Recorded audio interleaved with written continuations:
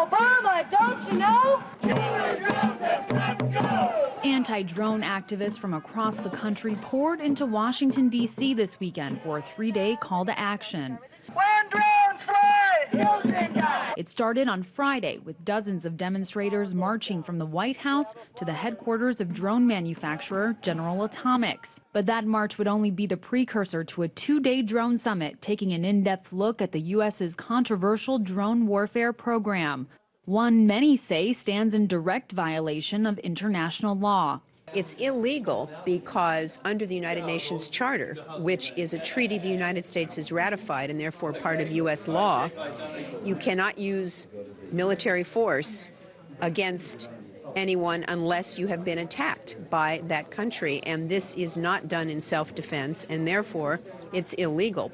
Under the Obama administration, the drone campaign has drastically expanded, yet officials have done very little to explain the legality of the practice. But to quell a growing dissent from the public, this May, President Obama disclosed the guidelines he said his administration followed when planning and executing strikes. Before any strike is taken, there must be near certainty that no civilians will be killed or injured, the highest standard we can set. However, a recent report put out by Human Rights Watch showed that many drone strikes were not adhering to those policies. In fact, when it comes to Yemen, the report showed that between 2009 and 2013, 82 people were killed, with at least 57 of them being civilians. And those victims included innocent women and children.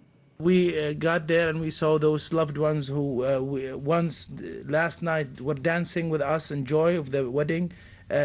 Being cut to pieces by these missiles. It's that reality, anti-drone advocates say, has created a climate of fear and begun to terrorize local communities. They hear the buzzing constantly overhead. They're always living in fear that a drone strike is going to happen. They don't know when, where, and who will be hit. And this, they say, has created a new problem for the United States, and that instead of eliminating enemies through drone use, it's only creating more. It makes us more vulnerable to terrorism because of blowback, because when people see their loved ones getting killed by drones and then the rescuers being killed by other drones and then mourners at funerals being killed by still other drones, it makes them hate the United States even more. It's a very sad lesson because it means, in fact, that you're reinforcing the cycle of violence, hatred, terror, trauma, and stigma.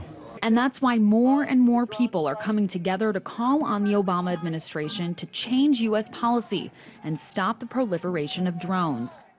It's a mounting pressure that has seemingly caught the attention of the Senate Intelligence Committee, which just recently approved a plan to step up both public and internal government oversight of drone use abroad.